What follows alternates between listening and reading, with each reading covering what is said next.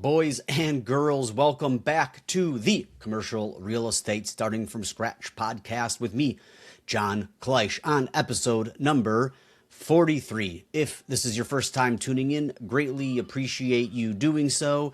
To give you an idea of what we are talking about here on this podcast, and now you could call it more of a vlogumentary. I don't even know if that's a thing or not, but I am just documenting my journey in commercial real estate, starting from the very beginning of no experience, no buildings owned, up until today, which is, call it the 43rd week, I guess. And now I own two commercial buildings in the greater Phoenix metro area. One is an industrial building, and then the other one is an office building.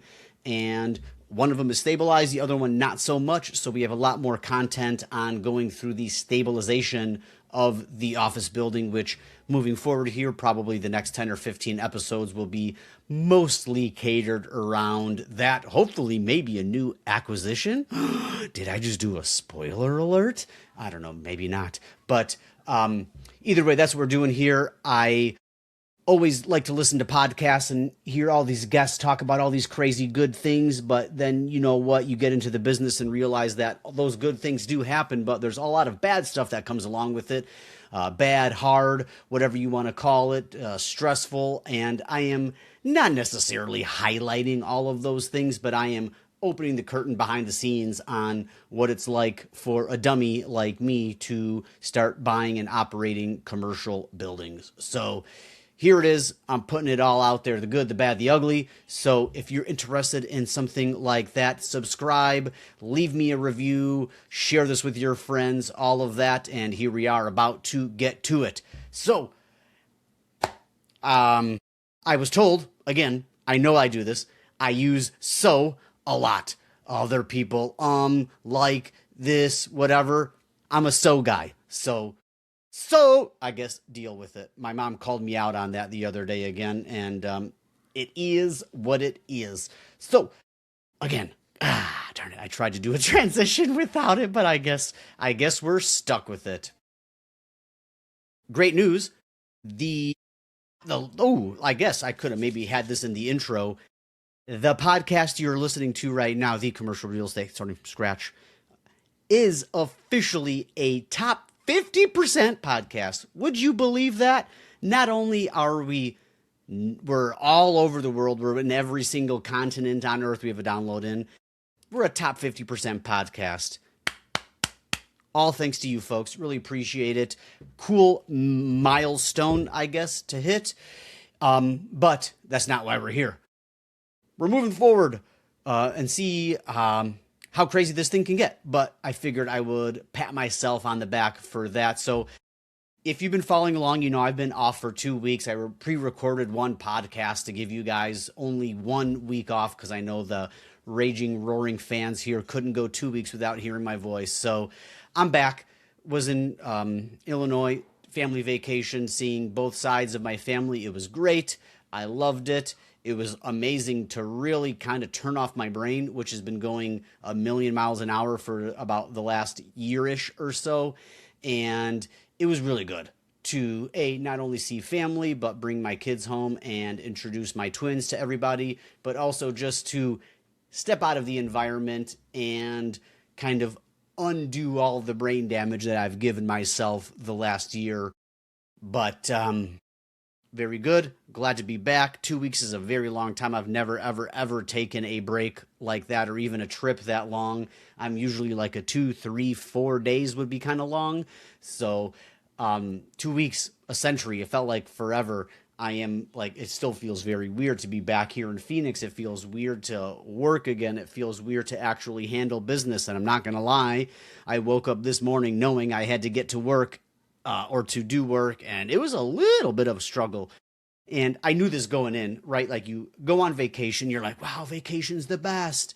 And then you're like, man, wow, my life, it's like busy. I shouldn't be so busy. I have so much stuff to do. When I get back, I'm not going to get back into the grind and this and that. Swear to God, I pulled up to my house and I was home for like maybe 70 seconds before all of the, this, that, the pool, unpacking, this thing needs to be clean, this thing's broken, switch this, fix this, I did like 4 hours of just like work, of just like stuff that was like needed to get done. And I'm like, oh, here we go again. So much for learning something from vacation. But whatever at this point, it's hard to not be grinding, I guess. That's kind of where I live. So maybe need to plan some more vacations. But back at it, getting everything rocking and rolling. So kind of unfortunate timing to be gone for 2 weeks, right when literally maybe 2 days before, or like I think 2 days before I left, really the salon suites idea really came to fruition and really became a possibility, like as I was leaving. As you guys know, we have 3 tenants there now. 2 of them are office people at really crazy low rates compared to the salon suites. And then I have one massage therapist that just started. So right as we were getting all that momentum, boom, hit that trip. But what was good about it is that I met with my friend Mo, who runs Salon Suites, the day before we left. He walked it, absolutely loved it. I forget if I touched on that in the podcast prior. If I did not, we'll glaze over it. But he walked it and affirmed, like, hey, these are the numbers. This is going to work great. This is awesome. The space is going to be perfect for what you want to do salon suites wise, and then gave me his pricing. And then I took a lot off, about 20% off of that pricing, just because the numbers that he's given me are just crazy. They don't seem like they pencil out. But after doing market research and calling a bunch of other suites, and that's the case, the Mo knows. So Mo's market rents are very accurate, and now I'm going to try to get those market rents. Still going to run some deals here because we have quite a bit of office space, or suites now, you could call it, to fill, and we are running against a deadline. I forget exactly when we bought this place. I believe it was like November 20th, November something, like right around Thanksgiving, so right before Thanksgiving. And our notes are all due then, and I would really like to get this place filled up enough to where we can get a solid refinance going and get our hard money lenders paid back, get off of those notes, and then onto a longer term financial plan is my goal right now. We still have time. I still have 4 months ish to do that. So call it 2 to 3 months of lease up and then start that process. So I got a little bit of time. I'm not feeling very anxious. However, I do know that clock is ticking, and I will be damned if I don't get this thing refinanced before then. I'm sure we can do some extensions. I know one of the notes we have on our private lender, shout out Dane, you the man, has an extension built in there. Our hard money loan does not, but I don't think it's going to be a deal breaker. However, anything like where a company has power over me and controls everything, especially to the tune of like $500,000, I don't like it. So I want to make sure that this refinance gets taken care of. And how do I do that? I lease this place up and make it print money. It doesn't even need to really print money. It just needs to basically pay for itself, and then we can get some kind of note in there. However, the higher revenue I can produce for this refinance, the more money we can pull out.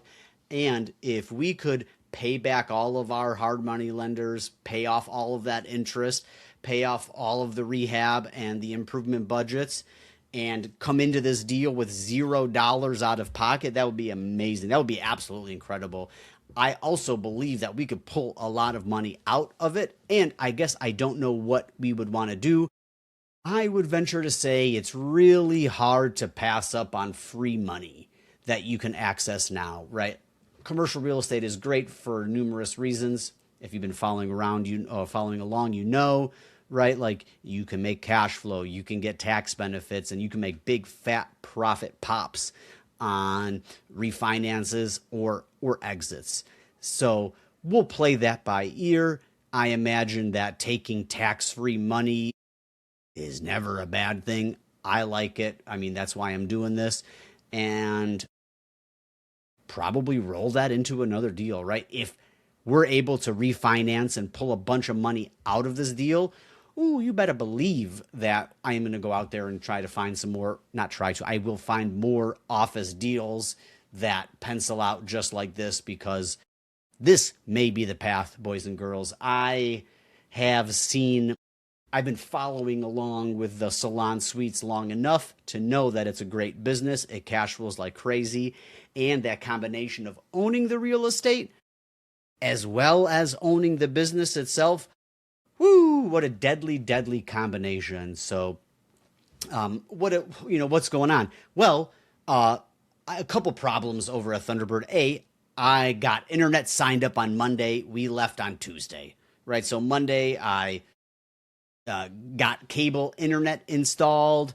We then let's see, what else did I do? That was pretty much it, right? Got that tenant signed up, got that cable internet installed, and then boom, I had to go.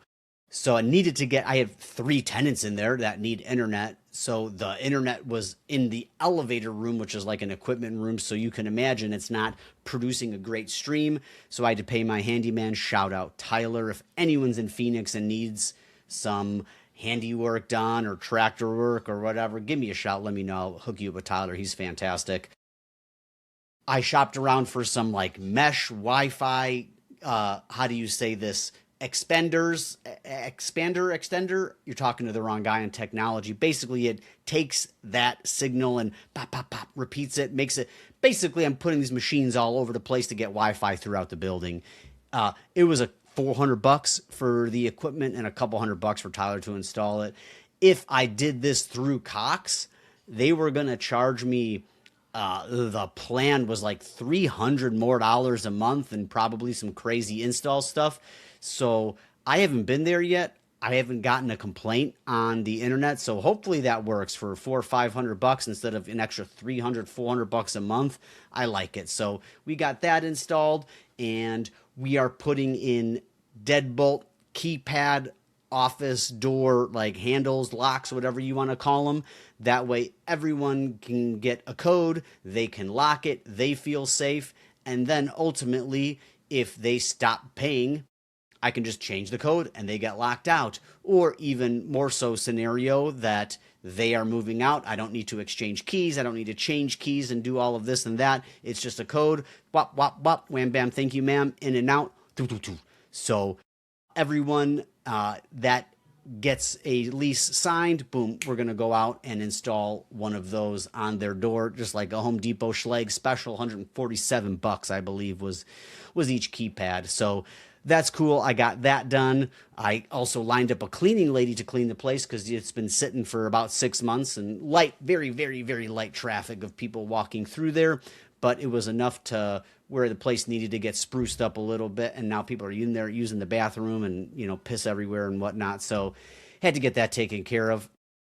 Now I got to figure out what type of cadence we're going to do the cleanings on. Mo told me every 2 days, so it's going to be very, very expensive. However, that's once the place gets filled up. As more and more people are coming, more and more clients are using the facilities, I will up the frequency of these cleanings.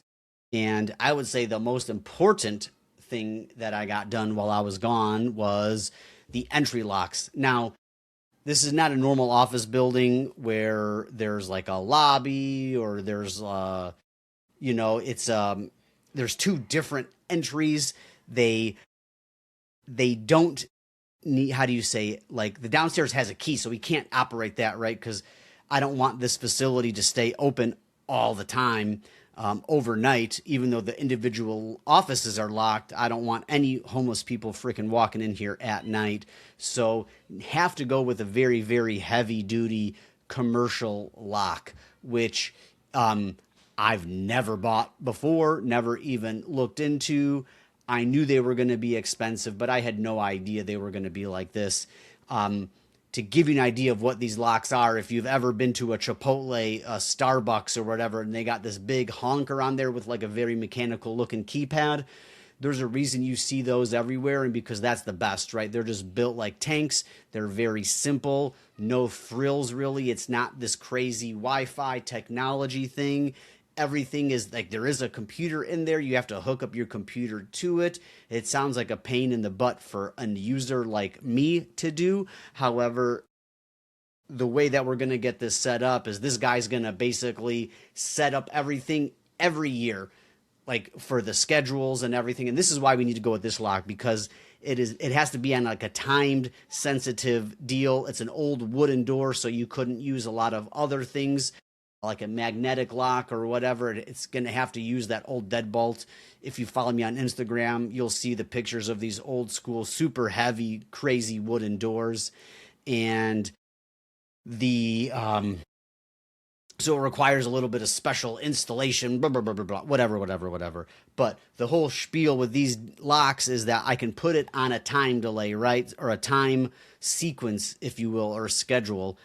I'm going to have these locks open up automatically at 8 a.m. and then lock at 5 p.m. and then outside so customers can come and go at that time. Beyond those hours, boom, it'll automatically locked. And the only way to enter the building will be by a key code, which is preset by me or that locksmith. So the only major problem with these types of locks is it's not like that easy internet iOS over the air. You can just change everything like a Nest or a Ecobee thermostat. It's not like that.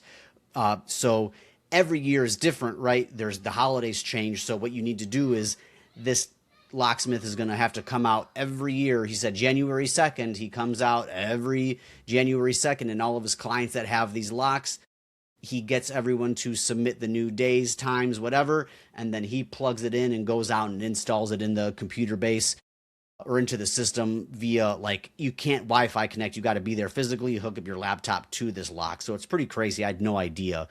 And then what we're going to do every time I have a new client, I don't want to have to call him and pay him $100 to come out. So I'm going to assign one number for every single office. That way I have already all of those. I'm going to assign, say, 20 different random numbers. That way I can have extra room and play and change things. And then, God willing, if I really did have to kick out a couple people or evict some people to change everything, I can have him get out there and change it.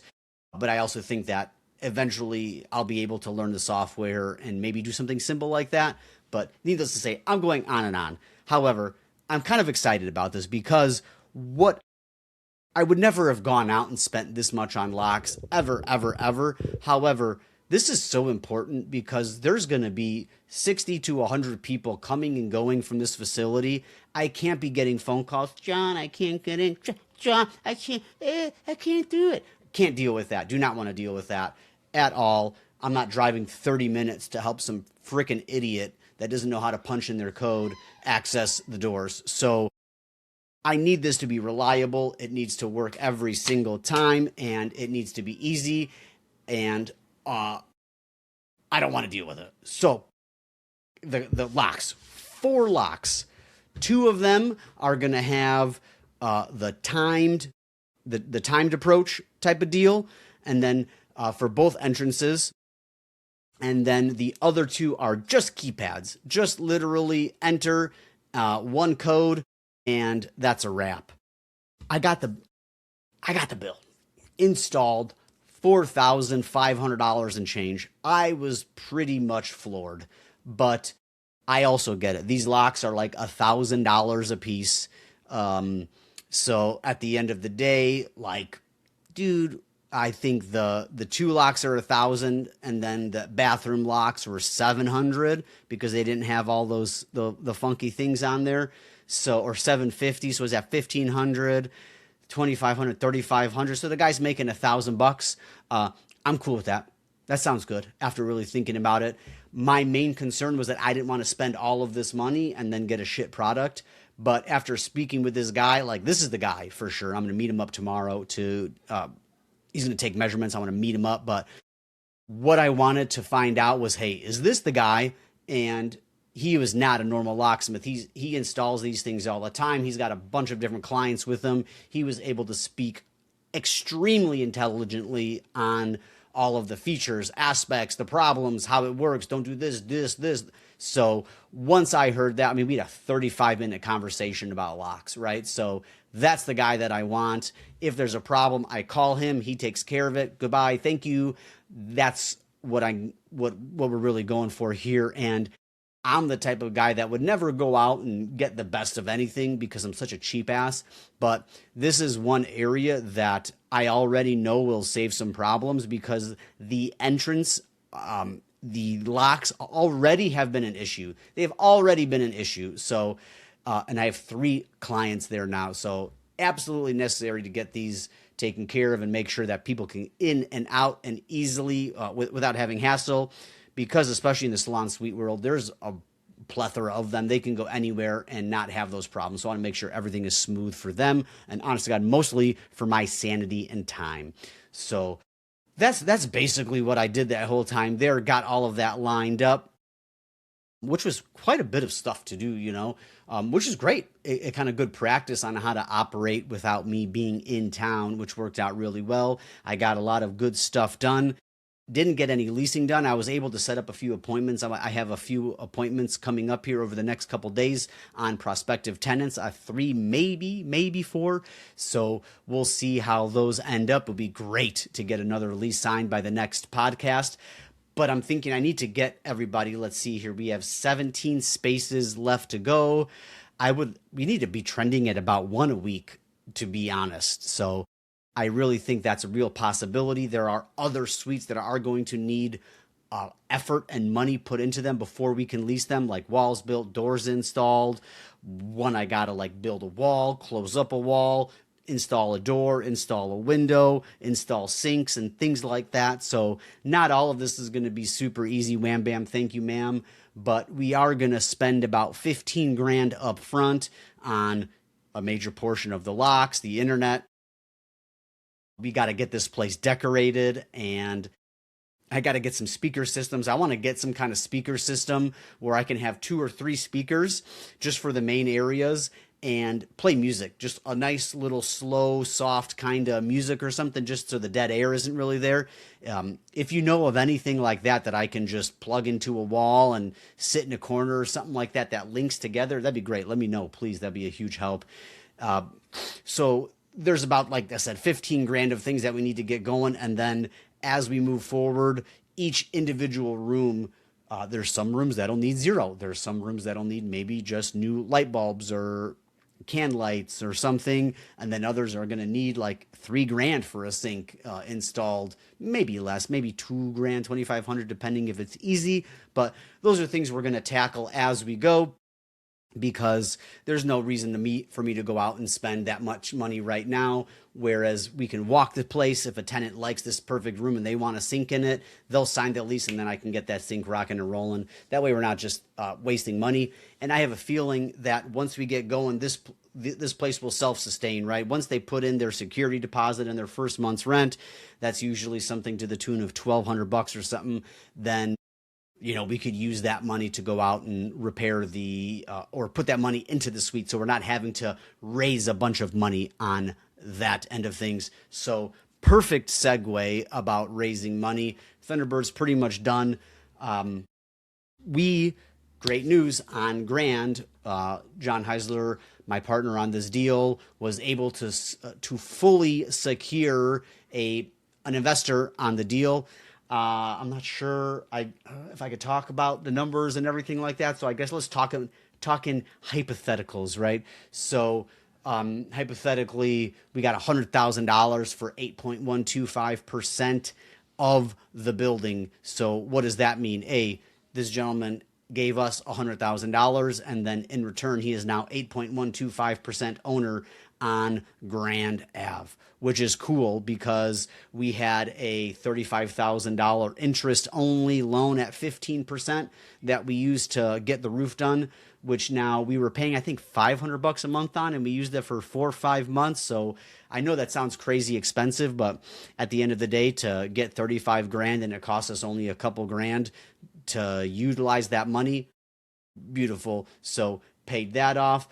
There are some other things like the block wall, the stucco, paint, exterior paint that we were wanting to put attention into, and then that rest of that money is going to go to us as a distribution. So that's pretty cool. So I'll have a little bit of money coming back to me. Not much. I think it's like 25 grand. So it's not like life-changing money, but it's good enough to kind of keep the juices flowing around the household and maybe I'll go out and put that into a note or something like that. So that's great. I always like that. Now, what does that mean on the other end of things? It means, hey, we have a partner here, and that partner is going to want to know what's going on.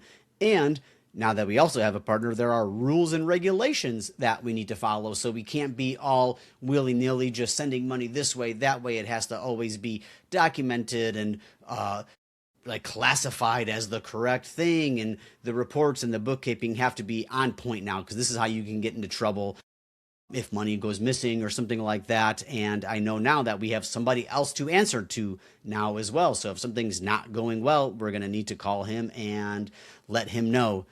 He is also guaranteed an 8% cash on cash return. So that means that if he is not making at least $666, I think what it is, every month from the business, that means that he is going to make that regardless. And who pays that?